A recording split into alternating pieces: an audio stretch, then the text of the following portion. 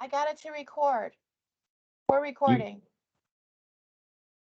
So it's, I just got it to record. So do you want me to go back quickly and Okay. talk about what I just said? If you can, I'm getting, usually I'll see the transcription in the chat, but I'm not seeing that. So I think there still might be some issue with the recording and transcribing this morning with this system. Okay. But Well, oh, I'm seeing the transcript you can see go it. through. Yes. Geraldine, do you mind just resharing your screen? I know one of the people in chat says they can't see your screen, and I just want to make sure because that. I stopped sharing so that Yeah, I I just want to make sure that record. they can see when you are sharing. Valerie, can you see the screen now? No, so the only thing I have on my meeting is yourself and Andrew on my screen. Okay. I went to change my view, and my only option is gallery. That's definitely unusual because I can Yeah. see Jerry Lynn's screen being shared. All right, I'll hop off and hop Yeah. back in and see if that helps. Okay, thank you. Okay, great. So what I'll do is I'll pop this link that I talked about before we started recording into the chat. Folks can go there and know that that's a spot to, oh, silly.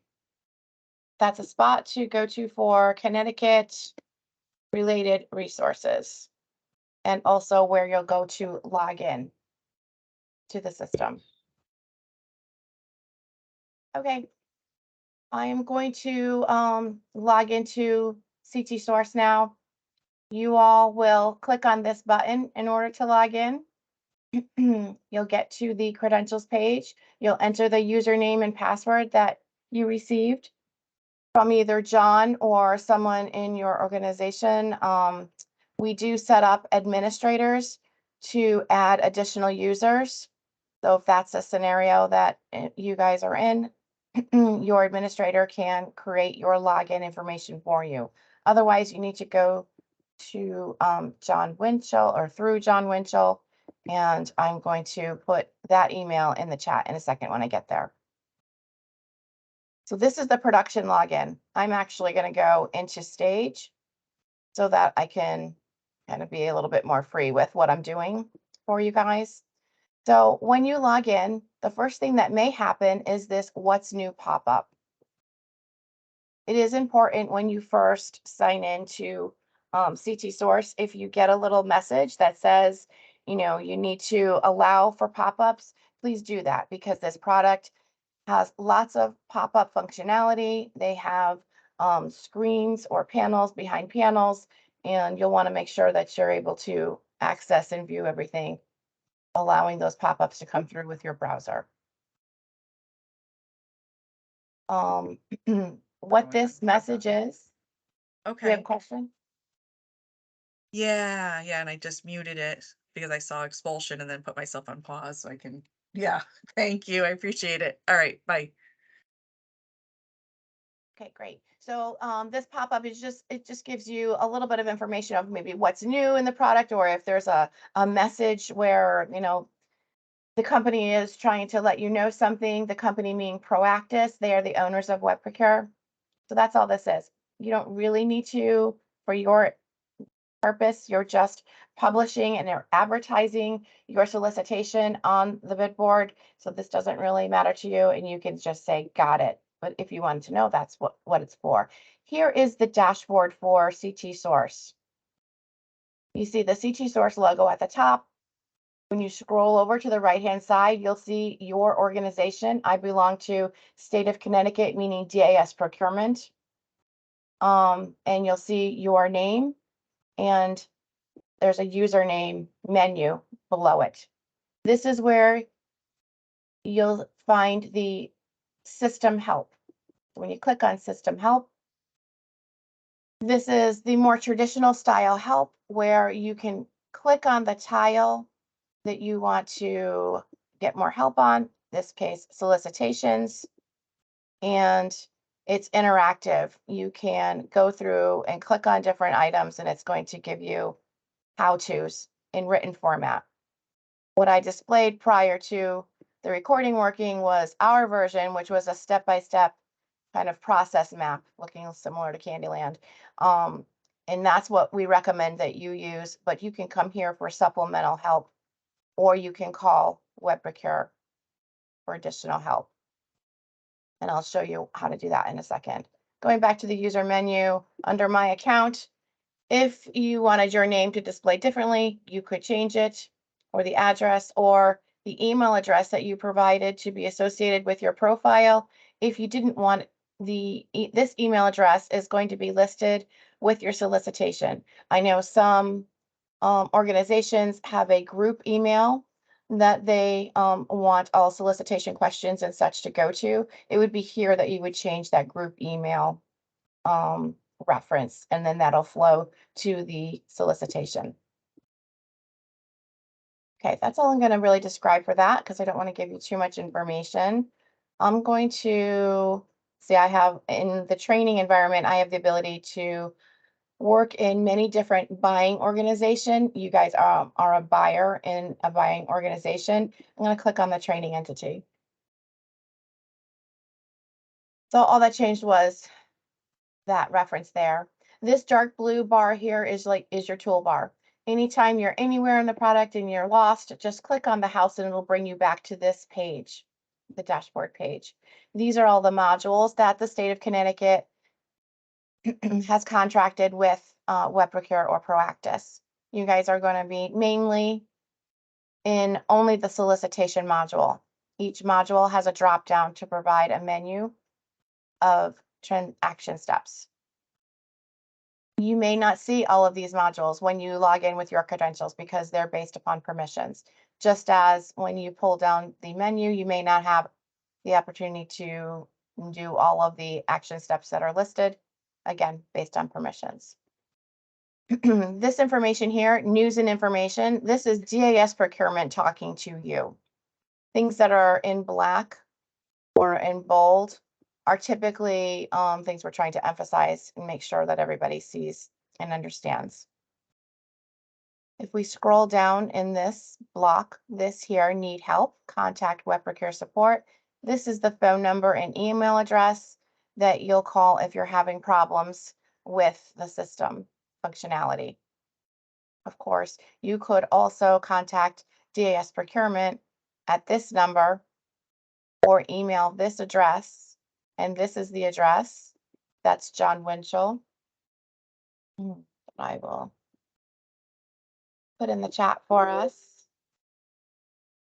So anybody that does not have login credentials right now is going to want to email John Winchell at this address and request those credentials. Okay. On the right-hand side is my links. It's just a helpful feature for someone who's using the product to its full potential, so it doesn't really apply to you guys. Any questions about this? Jerry Lynn, I'm just trying something new, just a toy to play with a poll. So hopefully it popped up on the screen for everybody on whether they currently have access or whether they need access. So it's just a quick yes, no, or maybe. If people see it. Can I talk while that's going on? Sure. A couple more points to make within this news and information block. The link here, CTSource resources, that's going to bring you to the page that we talked about in the beginning. This is the State of Connecticut portal page, I'm going to call it. So that will bring you to the state-specific resources that we talked about, which are right here. And you'll be able to access those quick guides, the step-by-step quick guides. And then the other thing that we have to try to make things helpful are the links to both the bid and contract board. You guys, again, are more concerned about the bid board. So I'll be clicking on this link here after we complete the solicitation so I can show you what it looks like not only in the application, but on the bid board, which is public. You do not need login credentials to access the bid board, and that's where the suppliers are going to be viewing the information. Am I ready to start with adding a solicitation? Are we all set with the poll? We are all set with the poll. Looks like we may have a question coming in.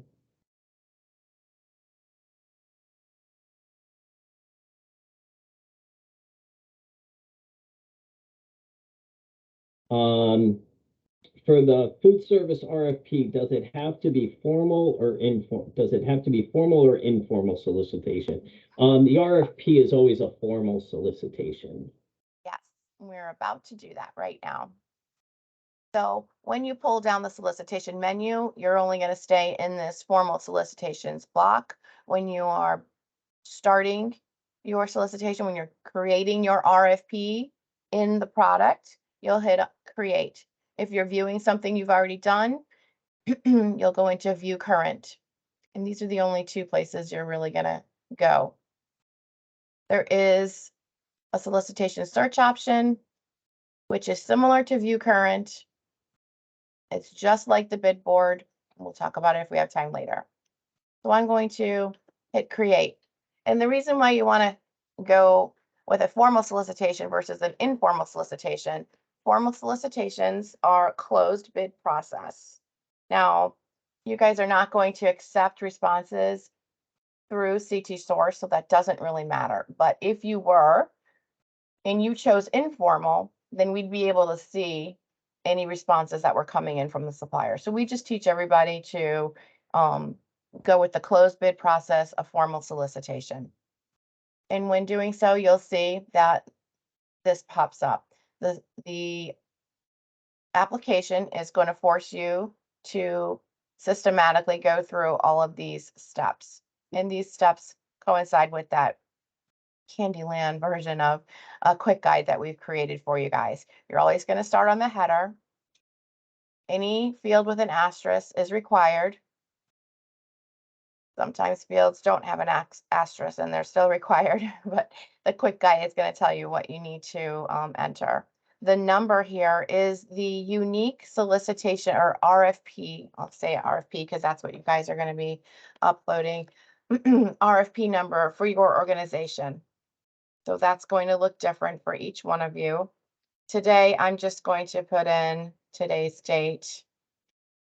So it's numeric and alphanumeric. So you can use both letters or numbers. You can have spaces if you choose. But the key is this needs to be a unique number. So if you tried to enter the exact same RFP number I did, the system's not going to allow you. But we haven't, to my knowledge, we haven't run into any issues with that. Next is the title. So you're going to enter your RFP title. You know, a concise description, right? Concise title. Title case is what we recommend. It's your preference. It's your RFP and your organization. Excuse me. And this is about 75 characters long, but I would keep it, you know, short. Solicitation type. This is a drop down. Production has different options here than stage, but we're just going to select in both cases, request for proposal. Evaluation type, you're always going to select single envelope. Who can see this bid? Everyone. Who can respond to this bid? All vendors. Scrolling down, you're going to skip this line here. It doesn't apply to what you're trying to do. Estimated total value, you do not need to enter any information in here. Skip it. Description. In this field here, you can copy from your already prepared document. So you can copy from Word or PDF and paste into this block. Know that when you do copy or even type information in this block, and if you want to do any kind of formatting like this, the bid board is going to roll it all up into a wrap format of one big paragraph. So that's just something to be mindful of, that you won't be able to separate. If you wanted to separate data because maybe, it's important for some reason, you're trying to make a point, you might want to use some kind of stars or some kind of characters to make that separation. I'm going to leave this like this so you can see what I'm talking about when we go into the bid board. Justification fields, you're going to leave blank. Justification attachments, blank. Solicitation contact, you can modify this. This is automatically coming in from that my account that I showed you earlier. You can modify it however you want, or you can add to it. There's an additional person. Or maybe you have some other a special message like pre-opening meeting or something like that. We're seeing that entering that information here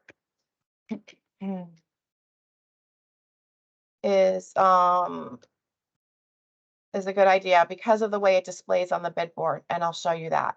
This large text box is different from the description in that it does retain the formatting. So you'll see that in a minute. You're going to skip these two items here, and we're going to do a lot of singing and talking about this little checkbox right here. You're going to see on the quick guide, it's in red text.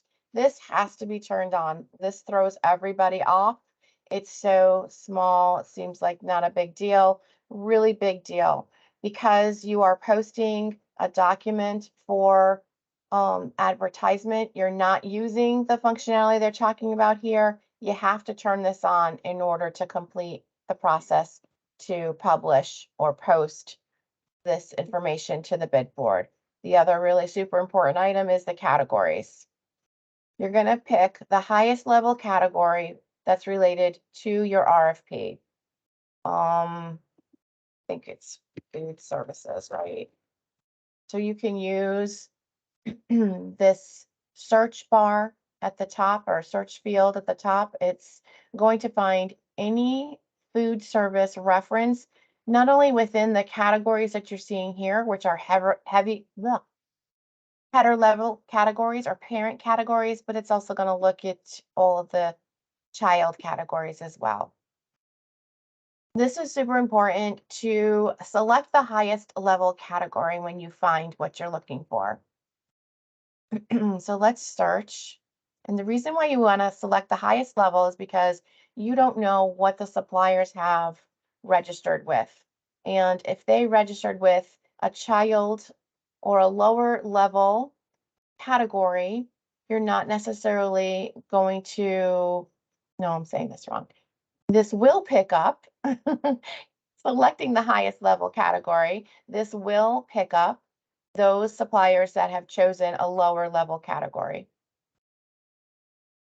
If you chose a lower level category and the suppliers didn't select that, you're not going to advertise or send an email to that supplier for it. Okay. So I'm just going to select, I don't know what's appropriate here, but I just want to show you, you can select multiples. When you do select them, they populate on the right-hand side. If you selected something in error, you can take it off.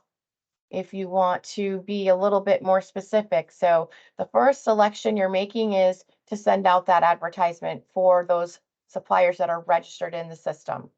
But say you want to just give them a little bit extra of what this RFP is really about. We're going to say it's about wine. So by adding that additional level, all that's doing is providing information only on the bid board. So this is highest level is the invite, low level is information purposes only, and you're going to hit close. And it populated my solicitation document. That's what we call it. Your real document is the one that you prepared outside the system, but this is the application. Oh, sorry about the phone. These items here you can modify through the drop down. I recommend that you just select not applicable under delivery terms and payment terms you can leave it vendor specified, or you can select whatever terms are appropriate. We always select net 45 days. Now you're going to continue down custom fields. You're not going to enter anything in there. This is super important, the solicitation duration. So you'll put in your start date and time. So whatever you enter here, that's when the email invites are going to go out to suppliers, and this information that we're doing right now is going to post to the bid board. So Jerry, can I step in for just a sec? I yes. wanna, so with this, so we are requiring, CSDE is requiring that, everybody post to DAS the same day that it's posted in the newspaper, the same day that the RFP goes out to the newspapers. It also needs to be posted to, DAS, to CTSource.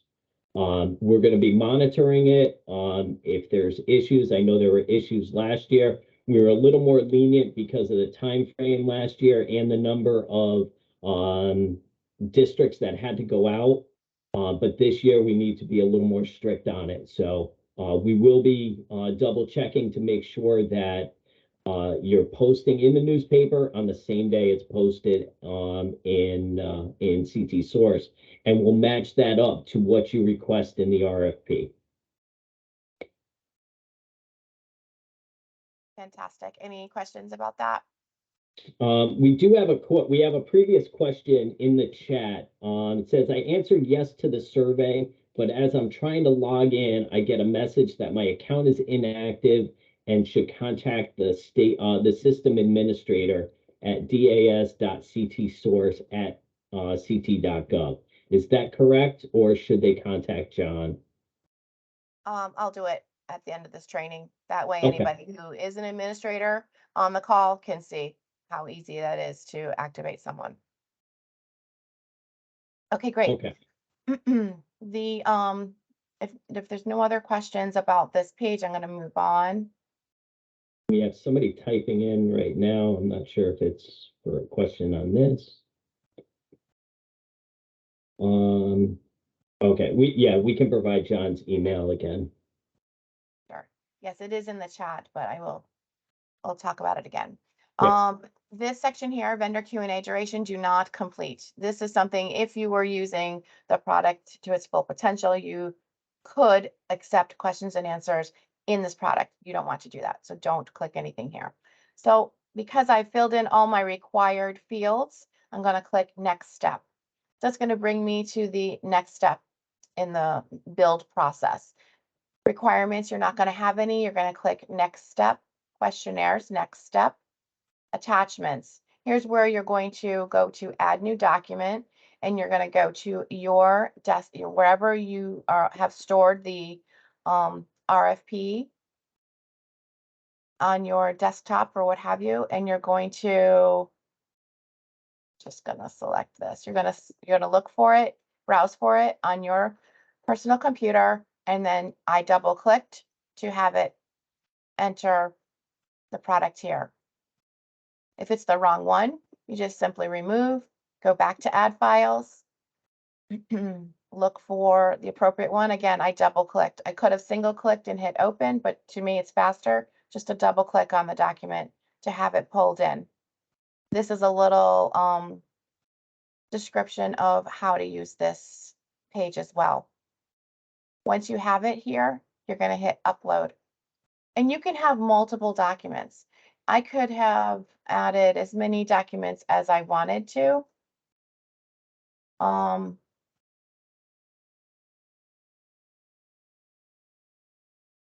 it will show up here. Document names, you want to keep them on the shorter side. I've seen upwards of 30 something characters. You'll want to keep them on the shorter side to ensure that they're easy to open on the bid board. Try to stay away from any characters in your file names, and files cannot be larger than 80 megabytes. I don't think we had that problem last year, so that shouldn't be a problem. But each document can't be more than 80 megabytes.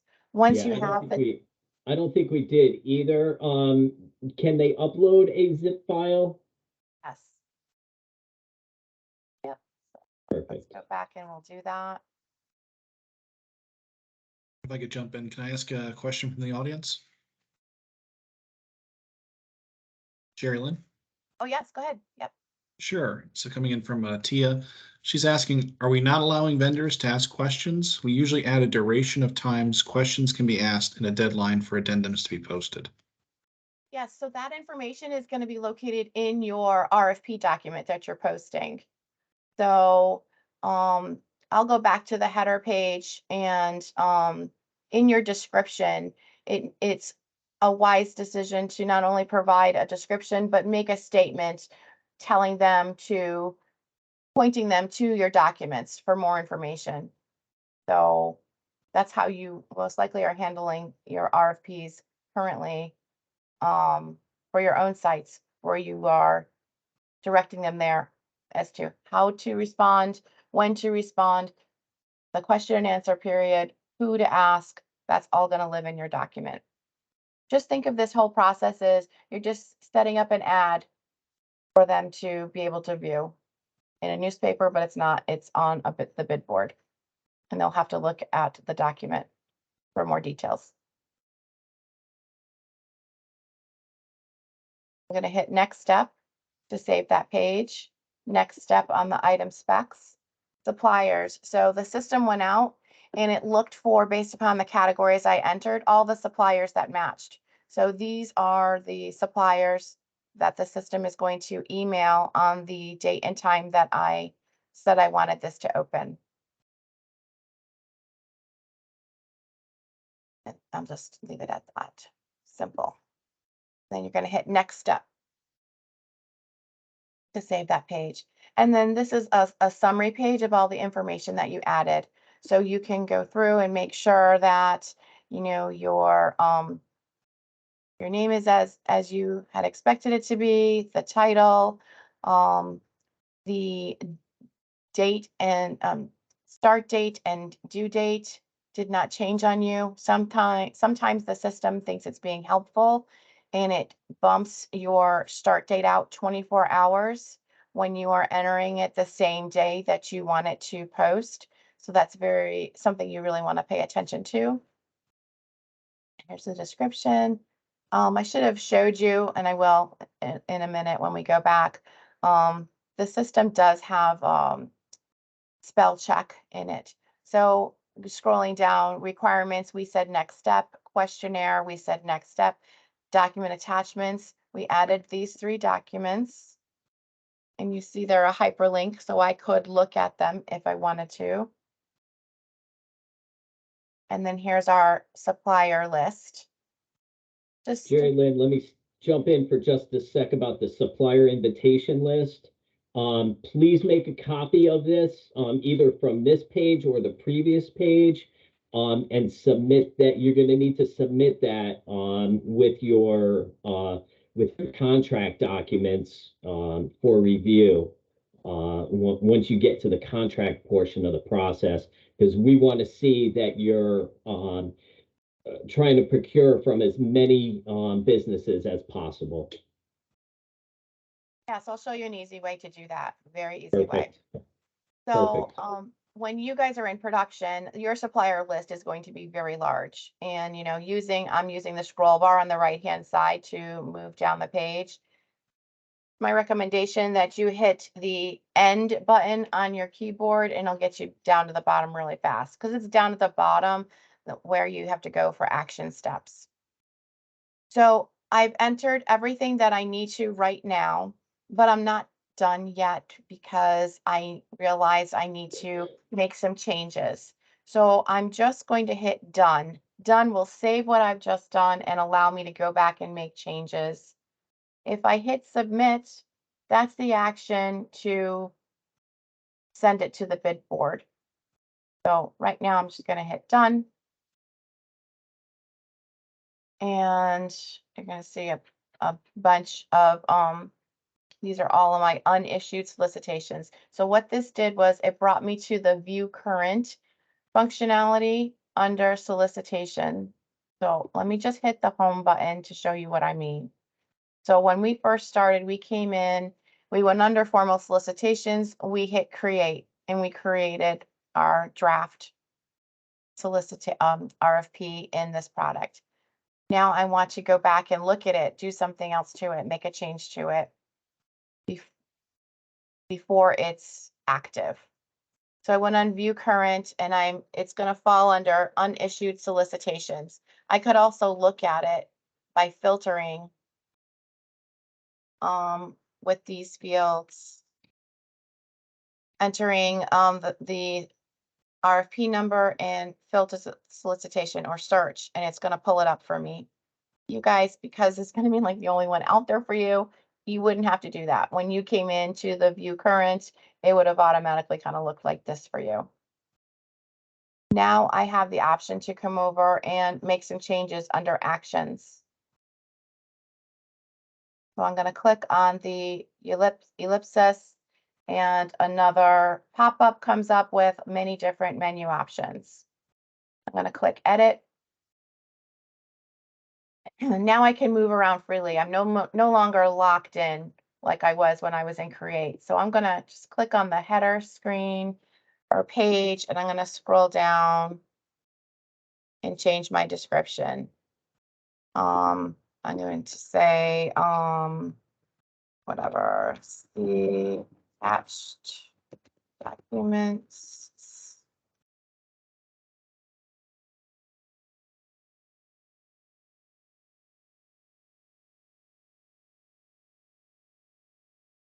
And I think you saw where there's the spell check right there, functionality. And oops, I don't think it gives me an option of how to spell it differently. It just lets me know that something's spelled wrong. Jerry, do you find that, Jerry Lynn, do you find that vendors look at that information in that box? Or they just kind of gloss over it? So I'm trying to determine how much detail they should put in there, if any, other than see the documents for details. Like if they have a mandatory pre-bid conference or something like that. Mm-hmm. Yes, so those are the specifics that, are unique to this and up to you. So if you wanted to just simply state, see attached, whatever this is, that's fine. And they'll be forced to do that because there's no other Yeah. information for them to see. So that's Okay. kind of a good idea in this instance for sure. Okay, so I've made the change I want to make. I have to hit save. Anytime you make any changes on a page, you'll have to go to the bottom and hit save in order for it to actually save.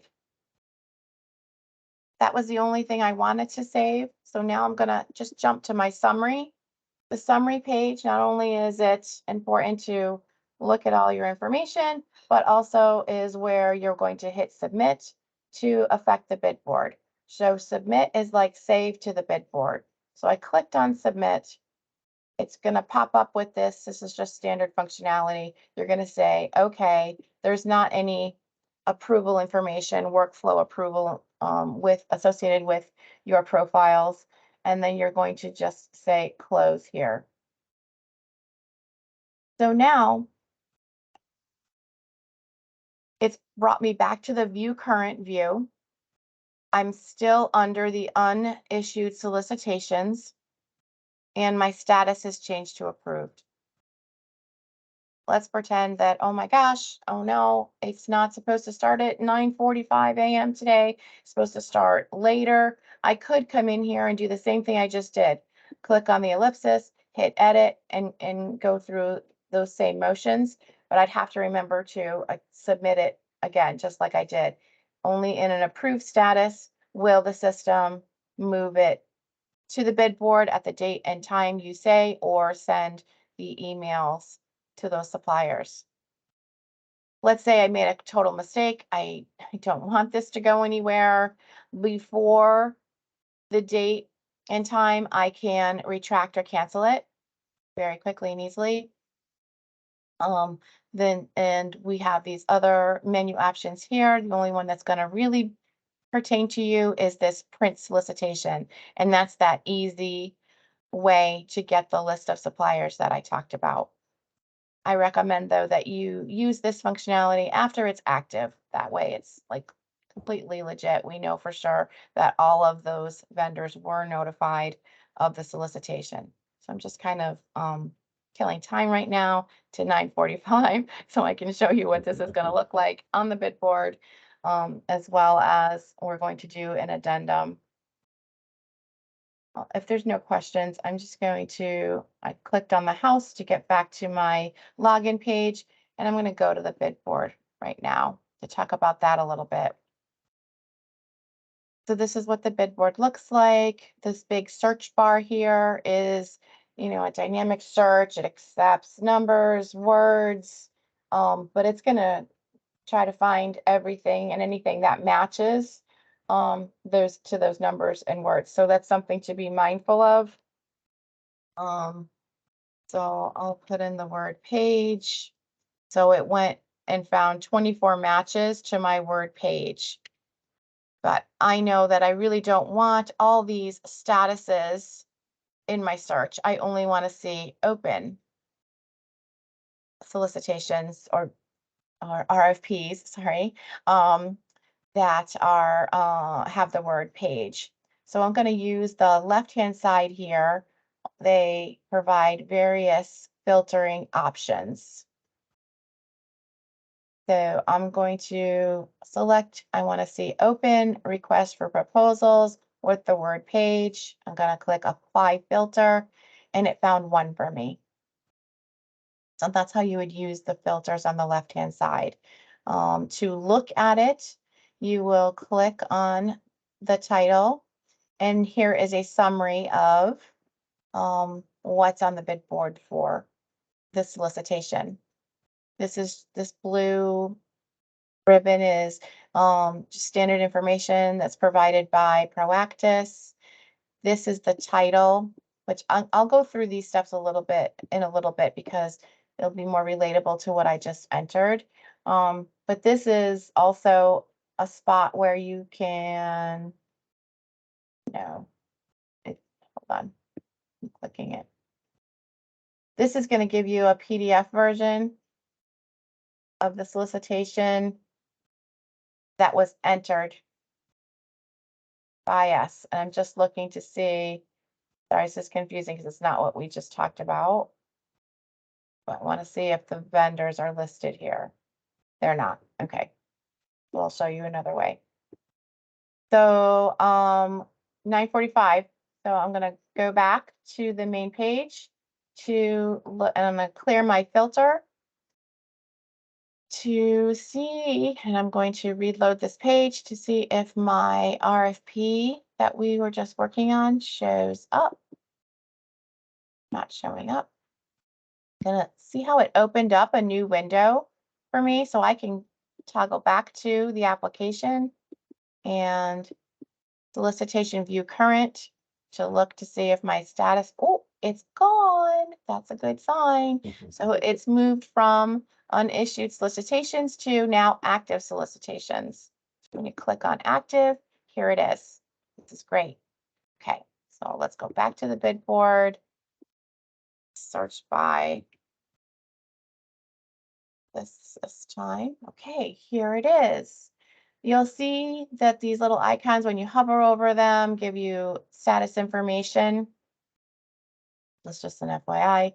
I'm going to, again, click on my title to see what the suppliers are seeing from what I just entered, right? So we have my solicitation number. Here's my title. Here's my gobbledygook description that I entered with my stars and the only thing that makes sense. See how it just pulls it all into one big paragraph? That was the point that I was trying to make there. It's showing the start date and end date, my solicitation number again, my status, and then I had chosen the not applicable for clearly terms net 45. On the right-hand side, the contact information. Remember, I modified my name and contact information. I entered this data here as with a separation, and it retained what I entered. That's all I was trying to display there. you had something important that you wanted to put on the right-hand side to highlight, that's what they're going to see. Continuing down, solicitation categories that I selected, they're listed here.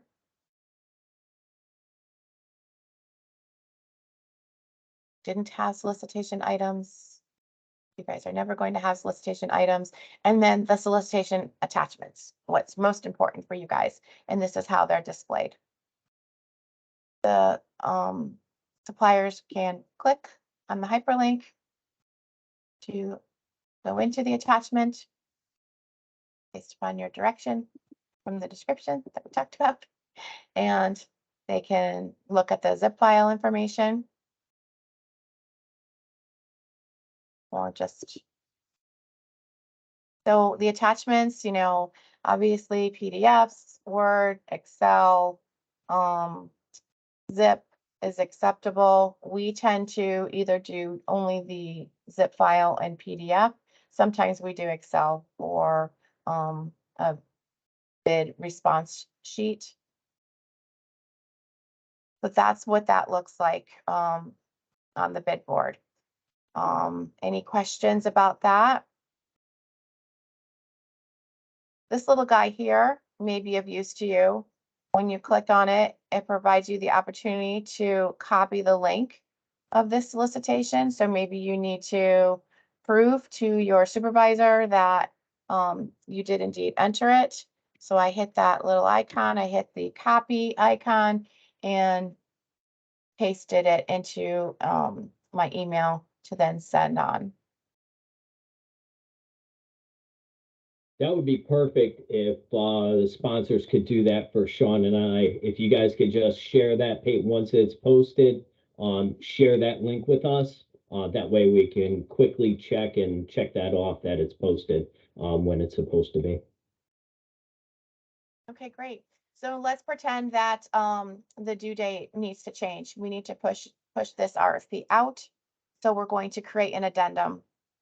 You'll come to the solicitations view current, click on active solicitations so that you can go to the actions column in the ellipsis. And instead of edit, now it's create addendum.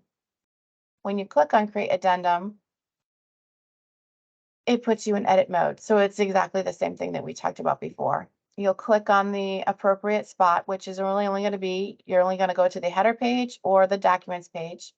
So we entered information on. I'm going to go to the header page and scroll down to the due date. The due date. So, and I'm going to change this to can only go forward. You cannot go backwards. I'll change it to the 3rd of March at 2 p.m. Because I made a change, I have to hit save. Very important. After I hit save, click on the summary. Hit my N key to go to the bottom fast and hit submit. Hitting submit affects the bid board. It's just saying, are you sure you want to do this? And I say, okay.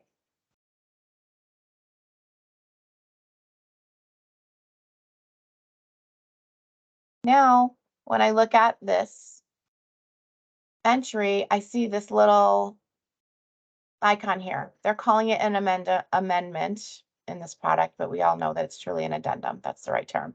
So it's showing that there's an addendum. I'm also going to look on the bid board to see what it looks like there. So because I left my bid board tab open, I just clicked at the top on my bid board tab. I'm going to refresh my screen just to make sure that my addendum worked. I can see right away, because it was a quick and easy one, that it did work. And then when I come in here, oh, I forgot something important. But when I come in here, I can see that the status has now changed to open/addendum. And not only that, oops, too far. We know that the date changed because we saw it a second ago, but we see here that it's changed. And then the system was helpful and it provided a vendor change details report. So that's the name of the report. That's our RFP number, V1, meaning version 1, meaning change 1, and the date. When you click on it, you open it, you think it's going to be very helpful, which it is. It's very helpful. However, it's only helpful for those suppliers that also have access to the system. If suppliers are only watching the bid board and you create another addendum, they're not going to see this one. So this is very nice, telling us on the header, the end date was changed from the 2nd to the 3rd. It's great, but this goes away for anyone just watching the bid board. So it's recommended that you always, and it's in the quick guide, the Candyland guide, and it tells you that you should also do this, attach an attachment saying that the bid due date was changed, or whatever the addendum is, say that it's changed. So we'll come into actions. I should have done this before, but I guess this is good because it's emphasizing what I'm trying to say. I would make my change to, let's just bump that out again. This time we'll change time. Save. And I'm going to upload a document as well, so that everyone is super clear. Let's talk about this. So everyone watching the bid board is super clear that an addendum was made. This page looks a little bit different than when we saw it originally, right? The upload documents was at the top. Once documents have gone active on the bid board for the RFP, they can't be touched again. If there's an error in the document, you can't fix it. You can't delete it. It's out there for good. The only way to delete or to make a change would be to cancel and start all over again. Or you have to upload new documents referencing the old document and what's changed through an addendum. In this case, I'm going to upload new document, and we're going to add what I did outside of the system, the addendum. I don't have an example, so let's pretend that this is my addendum saying addendum 1, changed due date. Now upload. It shows up down at the bottom. We see it down at the bottom here as addendum documents right now. Once I save it and go to the summary and submit it,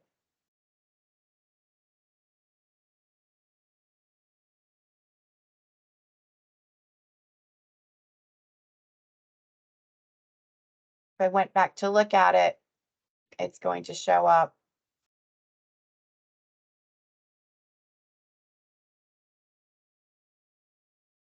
Just going to show up in the list of documents. It doesn't identify that it was an addendum document here anymore. It does, however, on the bid board. So on the bid board, I'm going to refresh my screen.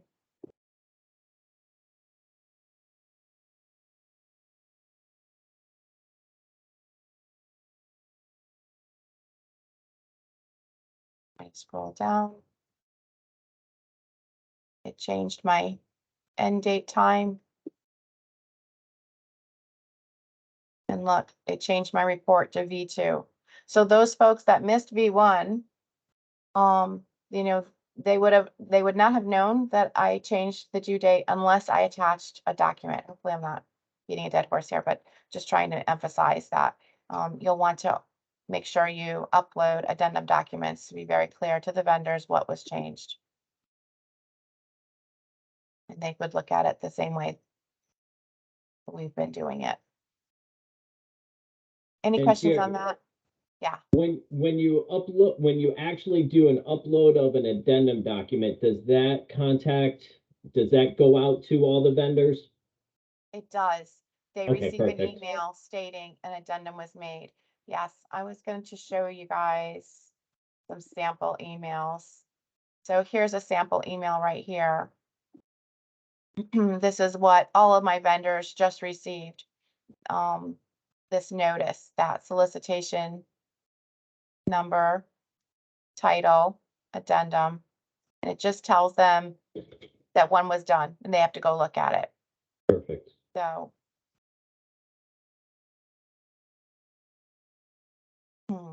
Okay.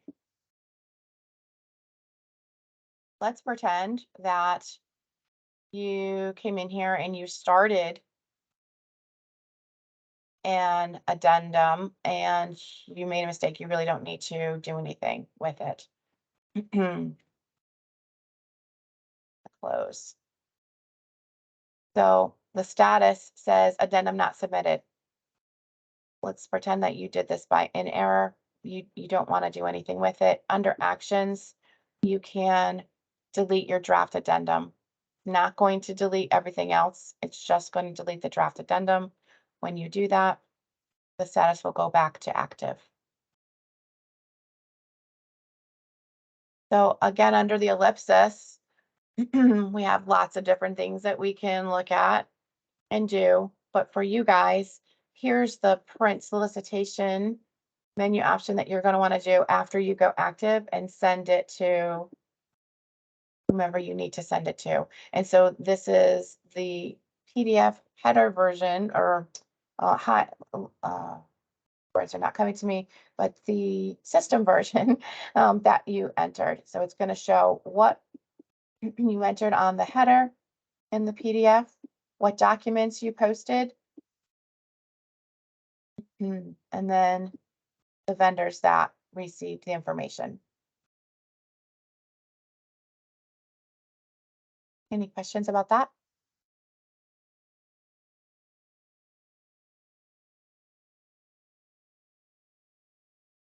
Okay. Do you want me to do anything again? See anything again? Here is a sample of the email that the suppliers are going to get when you create the solicitation. So it'll post to the bid board as we saw, and then this email will be generated to every vendor.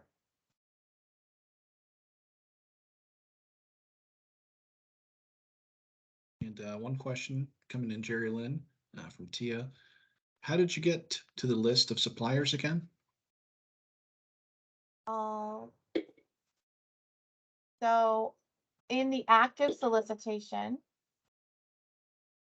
if you click on the hyperlink of the solicitation number, it gives you a summary. And if you click the N key on your keyboard, it brings you to the bottom of that summary. And here is the supplier solicitation invitation list when you're, just in the application. If you wanted to print or create that PDF to be sent to whomever needs it, you just hit the print key, or I had done it under the menu option. So anytime you see print, it's going to provide you a PDF version of your entries. You can save it to your desktop and then send it where it needs to go. But that's print in the application. Print on the bid board is different.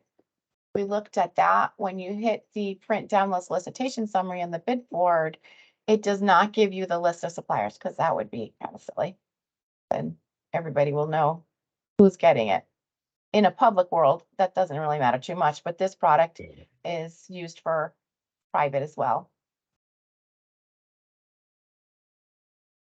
Okay. Great. She sends her thanks.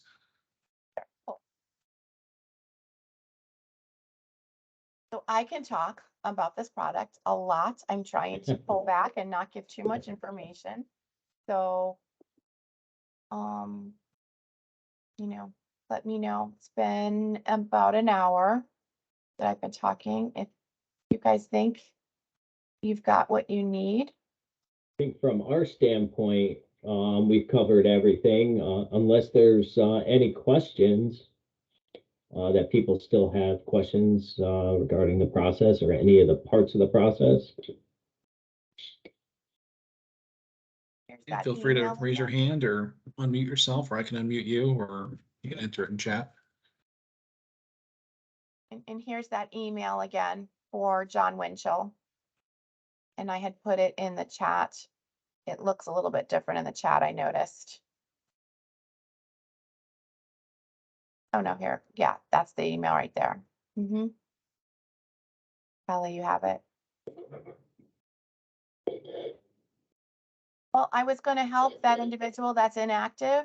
So anybody who has an admin role will have this admin module. You'll click on the enterprise administration. You'll click on your entity's name, your buyer name. It's going to populate on the right-hand side. That activates the menu options on the left-hand side. You'll go into users, edit users. You'll pull up the individual that has the, you can use a wildcard if you don't know their exact username. Or you could just use the wildcard or the asterisk, I mean, as a wildcard. Once you do your search and it comes up with the search results, you'll look for the username you need to activate. You'll click on edit, scroll to the bottom. When their status says inactive, oh, I was going to actually do this for the person in production. Let's do that. All right. And Sally just has a quick question. Looks like earlier, I think we might have mentioned, but Sally's having an account that's likely inactive, and she'd reach out to the DAS CTSource at ct.gov email to. Yeah, that's what I'm trying to do right now. Yep. So that's the best one instead of John's email. Yep. But I'm doing it right now for her. I'm going to display it and do it all at the same time. Okay. And anybody in addition to this, whoever else has an inactive status would reach out to John. So I had clicked on the admin module, enterprise admin.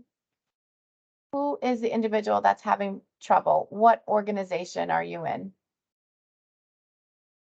What town? She's from Learn. Learn.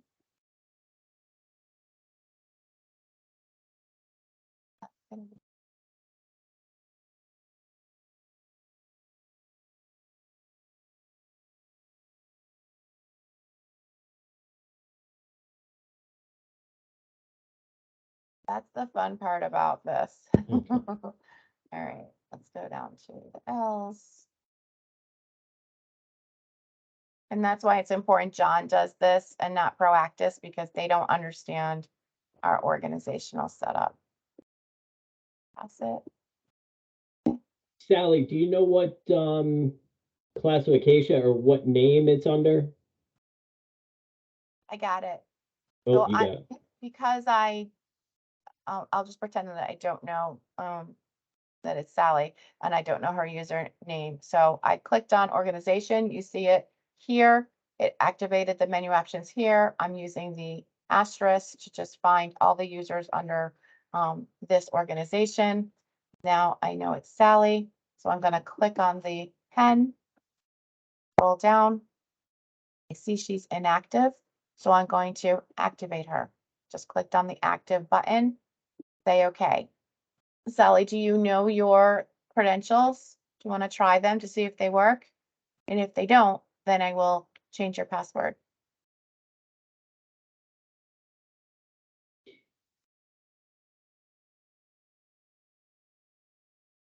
So while she's trying that for the recording and all of you, if someone was locked out for some reason, so say Sally tried 3 times and was unsuccessful at getting in, the system is going to lock her out. So this would show in orange, locked out. You would just click on the toggle to say unlocked and hit save. And then we typically would change the password, click on the change password button and provide a generic password for the user to go back and log in with, and then they will change the password again to something unique to them. Do we have success?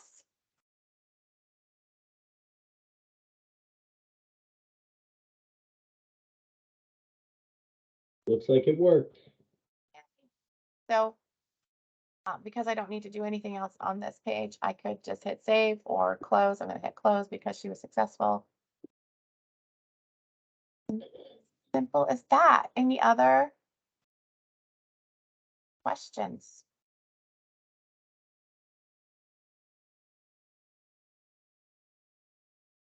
Doesn't look like it. So because this is new and I administer the training for you, we do want you to go to the Web Procure support, email them, try to get help from them first. If get through this chat, through this training, you can you know, send me a chat and ask me a question and I will respond to it. You make it faster service here, or you may not make it faster service for me, but because this is new and I know you guys are under a time constraint, and it's really important that you all work together to post, the same time and such. I'm willing to help out with that. I Perfect. did that last time as well. I had folks reaching out. So, again, last time, gonna sing and dance again on that step, that little tiny checkbox. Here it is in red. You need to click on that little tiny checkbox on the header. See, this step 4 is the header, and these are all of the fields that we talked through and walked through. And when you get to this red, remember, click it on and select categories, or you will not be successful with finishing your post. Yeah, with this being recorded, we're gonna try to get it posted to the CSDE Food Service Management Company page.